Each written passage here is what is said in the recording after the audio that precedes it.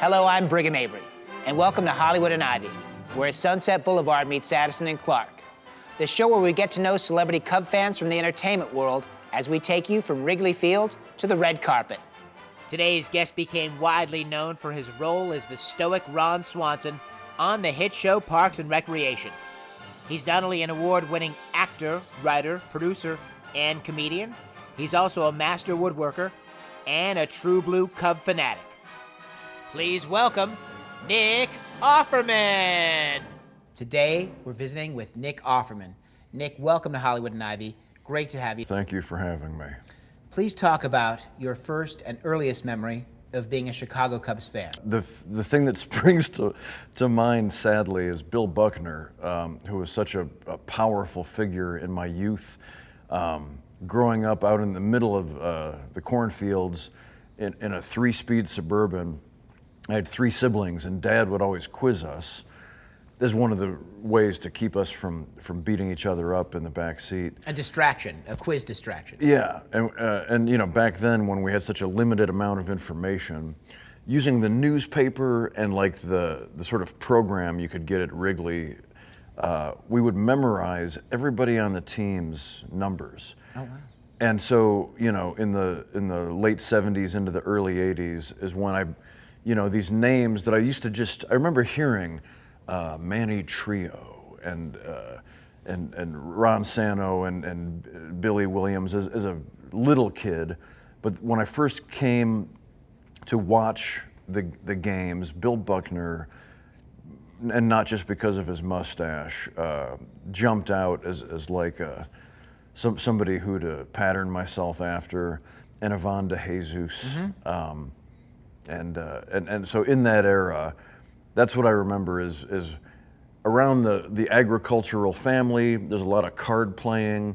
There's a lot of old fashions and Manhattans being made, and the Cubs game is always on. What's your first memory and your first feeling emotionally of seeing Wrigley Field when you walked in and you took that in for the first time? Well, it's funny. You can drive from my little farm town, Minooka, Illinois.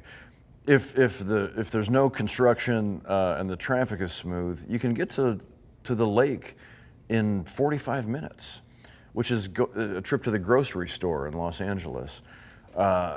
And somehow, though, I always say we were 45 minutes and 50 years from Chicago. Right. Because getting to town was just a once or twice a year thing, and it was as though we were going in a covered wagon. Like it was a crazy thing because of the distance between our little safe conservative town and the big city. Dad was a school teacher and Mom was a labor and delivery nurse. We were very working class, incredibly frugal household. And so getting to go, Mom and Dad would strategize, and if they could, we'd go to Jersey Day. Mm-hmm. And I mean, that's one of my most gorgeous memories is probably at around age 11 or 12, which would have been 81 or 82. Leon Durham and some of the other, Keith Moreland and Jody Davis. And, in a city as great and charismatic as Chicago, to come up with these stadium walls that you can emerge out into the sun and see the ivy and the grass and the sky and feel the breeze off the lake on a lucky day. In some ways, you want the breeze for coolness, but you want it to blow the other way for the hitters. Who was your favorite Cubs pitcher growing up? Rick Sutcliffe stands out as your favorite pitcher? Most powerfully heroic, although he may be eclipsed in recent years by Kyle Hendricks. Interesting. I really love to watch Kyle Hendricks. In the same way he pushes those Greg Maddux buttons, because I love the pitchers that can exist these days in the days where you are almost expected to throw 100 miles an hour and have Kershaw sickness with your movement. Pitchers that can't throw harder than 92 or 89 that still strike out 11 guys in an outing. It's the location. Yeah. They'll never see they could never see the movement on Maddox's pitch. He would just move at the last second and they'd be absolutely handcuffed. And they're just their ability to surgically locate. They call him the professor for a reason, and And I'm glad to hear we'll have him in 2024. I want to know how you came to become Ron Swanson on Parks and Rec. How did you get that role? How did that all evolve? And that mentality you have, it seems like this is who you are. Somebody would recognize and say, there's something weird about you that I would like to exploit. I think I can get people to laugh at you. Have anybody said you're like Sam the Eagle in real life? Have you gotten that comparison? I have. Yeah. I have. And It's a compliment. Thank you. That's Yes. that's a great compliment. Sam the Eagle from the Muppets. We'll get that in B-roll. I took a page out of his book because what happened was I auditioned for The Office. Right. And Parks and Rec was created by Mike Schur and Greg Daniels as a sort of offshoot from The Office. Initially, it was actually going to be like a spin-off, and then they made it a separate thing. But I had auditioned for an episode of The Office, and I met Mike Schur, and he, thank the good Lord, he took a shine to me, and Greg Daniels as well. And they wanted me on Parks and Rec. The people on that show, did you know that they were going to become who they were? You know, taking what Chris Guest did with Spinal Tap, Of course, and bringing it to that sensibility where there's somehow a documentary crew which allows us to do talking heads. So we can you know, if on Friends you could stop the action and just have Phoebe alone talking to the camera. Right. Is brilliant. And so it's a therapeutic model of entertainment. it is. It's comforting where Yeah. you feel like you're like, oh, there's a little bit of the library to this. This is Right. educational. Yes. Rashida brought some cachet. We got Amy Poehler, you know, a comedy machine. But then they just put together pretty much unknown people. Chris Pratt had done like Everwood and some OC kind of stuff. Right. But nothing that showed him off to what he's, you know, he was hilarious. He was an overweight clown, a brilliant comedian who also could just pull off action stunts as crazy as anything Tom Cruise might do. And then, you know, when I got my job and I got the call from Mike Schur and I said, listen, I'm gonna start openly sobbing, but please stay on the phone. I want to keep talking to you. Megan, my wife, said, it's so amazing. If you had gotten all of these, any of these other things that likely wouldn't have turned out the way Parks and Rec turned out, you wouldn't have gotten this, this incredible big break. And it's such a great life lesson. Everybody finds their Ron Swanson. And even for me, I could have just become a woodworker, and that may have been an incredibly happy life as well.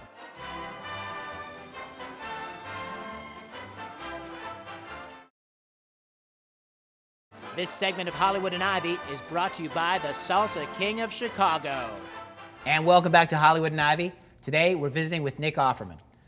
Would you talk about your favorite Ron Swanson reference and what that might be? We were shooting in a bowling alley, and there was this crappy little window, and there was just one of those pegboard signs where you push the white letters into the black sign. Right. And it said something like, hot dog, $1.05, hamburger, $1.30 or something. And that was the whole sign, and it was like missing one letter. And I think I was with Rashida, with Anne, and I say, like, this is my favorite restaurant in Pawnee. And I think it's her, and whoever I'm with, I think it's Ann Perkins, says, aren't you afraid to eat there? And Ron says, when I eat, it is the food that is scared. You have also done great work in motion pictures.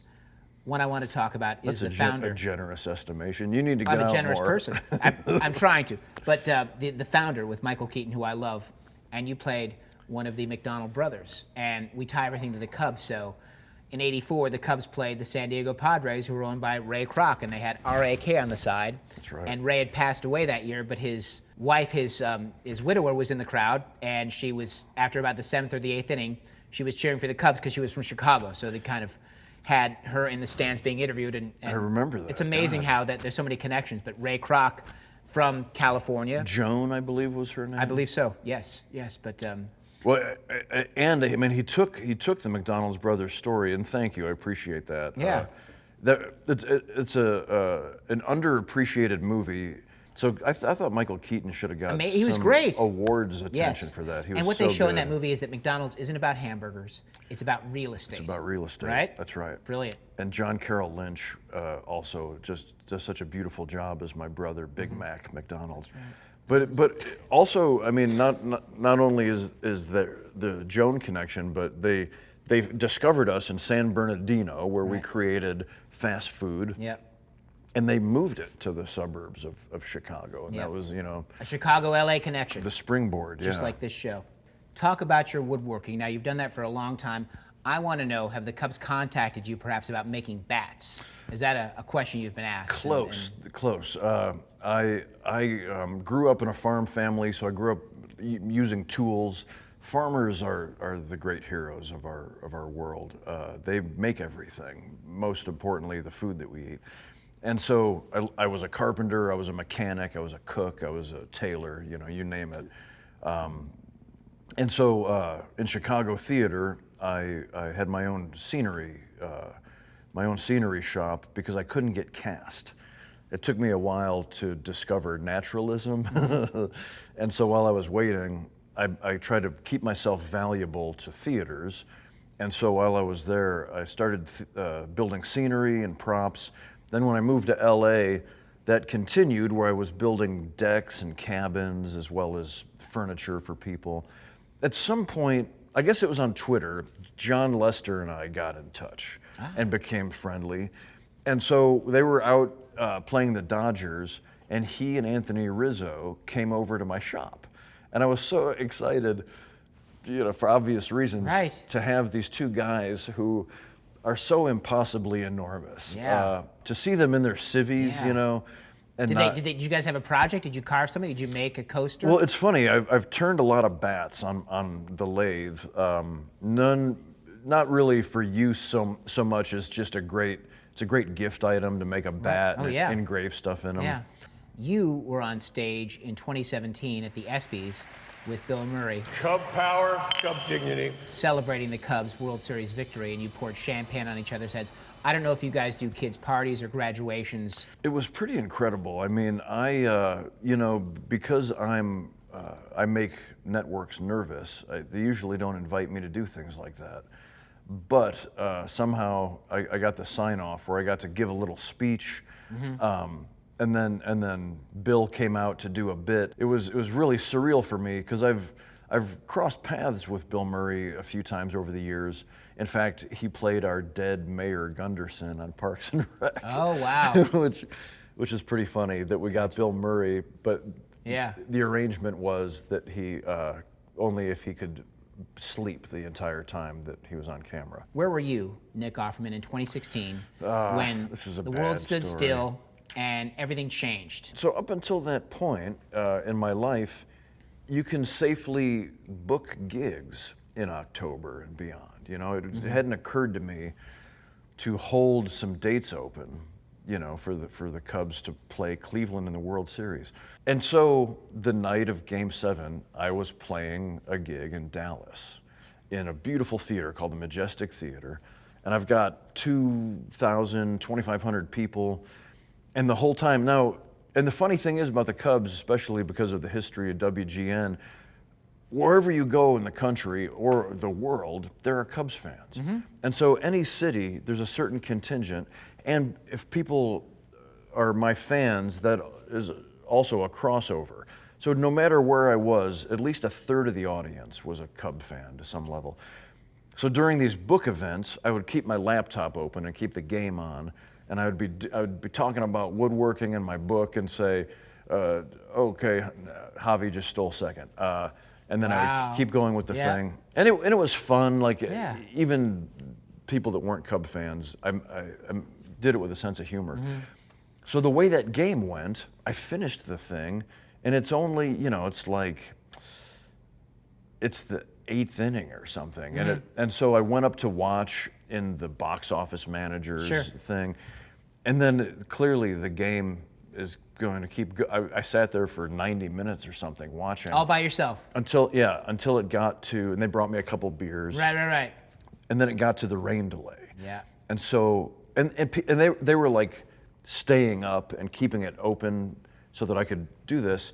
And I was 3 blocks from my hotel.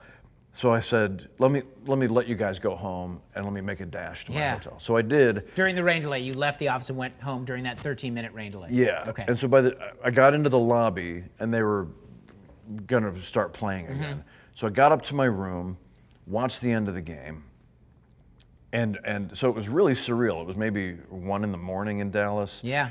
And I was freaking out. I was on the phone with my wife, Megan, and I called my mom and dad, who happened to be on vacation in Ireland. So it would have been early in the morning in Ireland. Everything about it was magical. And I got off the phone, and this is where the story goes south. I was by myself, and I just thought, I can't, what am I gonna do? Go to bed? Yeah. So I went out and found a sports bar. Again, people in a sports bar, at least half of them would probably have seen Parks and Rec. Yes. And it's strange then, if you want to go to a bar to celebrate your team winning the World Series, you're also just really visible to people. So I played it really low key, and I went to the bar, and as far as I could tell, no one spotted me. And I think the bartender, I don't know, to this day, I think he was evil. He seemed friendly, and I ordered my scotch and a beer. Right. And he said, congratulations, and I said, I'm a Cubs fan. I'd like to quietly celebrate. Right. And he said, let me buy you a shot, congratulations. Yeah. And my pub life ended a long time ago because I'm an all or nothing guy. Right. And so let's err on the side of nothing because your cardiologist called. Yes. And so it had been a long time since I had been in a bar where somebody wants to buy me a shot. Right. So he buys me a shot, we do a shot together, and it's Fireball. So in a very Irish way, Yes. the greatest victory of my life had to be met with punishment. Have people told you that you would make a great major league manager? Your look, as far as playing one in movies, I feel you have that look to you. I do get a little bit of an actor that I worked with at Steppenwolf, the great James Gammon, the late great Jim Gammon, who was the manager in Major League. Oh, he was great. With another My kind of team, Charlie. Yeah, he got it. Wow. That guy, we did a production of Sam Shepard's Buried Child where he played the dying patriarch Dodge. Tilden, and he's He had the greatest voice. He's Remember one- that when he he's said, one of the "Who actors." is that? Serrano. Who is that? I will emulate him. He was great. My kind of team, Charlie.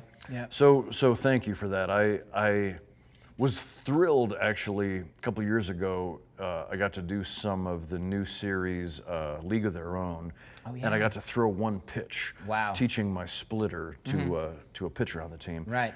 Because that's something I always was really envious of Pratt for when he got to do Moneyball, where even he was a little long in the tooth. Yeah. And so I don't know, I'm 8 years older than him.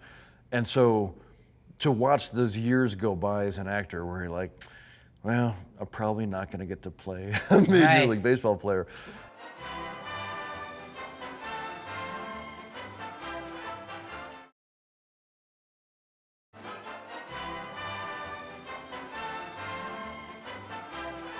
Your wife, is she a big Cubs fan? She's also an actress. I don't know how that works, if she's a Cub fan or not, if she likes sports, how that works in the dynamic of your relationship. She is. I mean, she's not.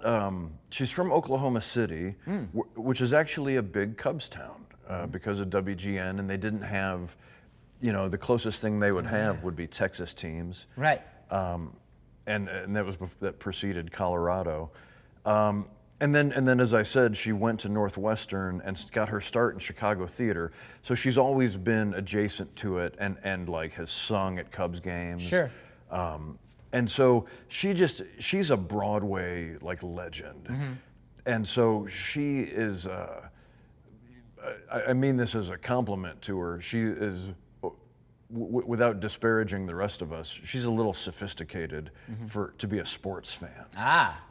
So while I'm going to the Cubs game, she's like collecting. She's like curating an art collection, or It sounds like you married Diane Chambers and you're Sam Malone from Cheers. there's yeah. right? That's a very She used to read between pitches, Diane. did. exactly. Man, That's a you. powerful comparison. Thank you so much. Yeah, she loves to come to the games with my family, and she knows how to behave. Like my wife is this big, and she'll get 2 loaded hot dogs, and you look over and they're gone.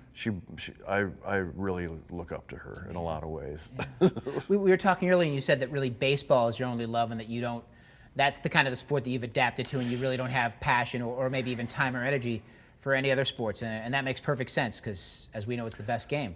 Well, I think so. I mean, growing up where I did, my dad was a local star baseball player and basketball player, and I played those 2 sports, and then football turned out to be my best sport. But when I I was could see you being a great fullback or like a mean linebacker. I was a defensive back. see. I was lighter. I used to be fast. Right. Before I was more substantial. And I loved it. I was like the headhunter on the special teams. Okay. And I had my school record for interceptions for a long time. But sometime in college, when I went to theater school and came from this small town, which was kind of a cultural vacuum, and I met all these cool, sophisticated kids from Chicago and the suburbs, or even small town kids who just had cooler channels. They had people handing them David Lynch movies or Sure. Talking Heads records. And so I just realized I had so much catching up to do if I wanted to be like as good of an artist as I could be. Right. You can only pick one sport to kind of take along with you to I just follow. made this decision I was with a bunch of guys drinking beer, eating burritos, watching college football, and I thought, I'm always going to be behind my peers, and if I just watch sports and try to get cast as like a spear carrier or something, or some sort of bouncer, and so I just decided to just stick with baseball and spend the rest of the time trying to catch up on movies and music and books, and I'm still trying to catch up. So I guess I made the right decision. Nick, it's been a pleasure having you. We have a guest ball, so I'd like you to, if you wouldn't mind, I'm going to test your skills. Oh, All good right. catch. Because of your character, we have actually brought some delicious food for you. Deep dish meaty lovers from Gino's East of Michigan Avenue. East of Michigan Avenue. Thank you, Mr. There you go. Rodriguez. Catering for Hollywood and Ivy is provided by Gino's East of Chicago in Los Angeles. Hollywood and Ivy is brought to you by the Salsa King of Chicago. Salsa so good it's like you made it yourself. Now available at Jewel and Osco, Mariano's, Pick and Save, and Metro Market. Brigham Avery's wardrobe provided by Clark Street Sports.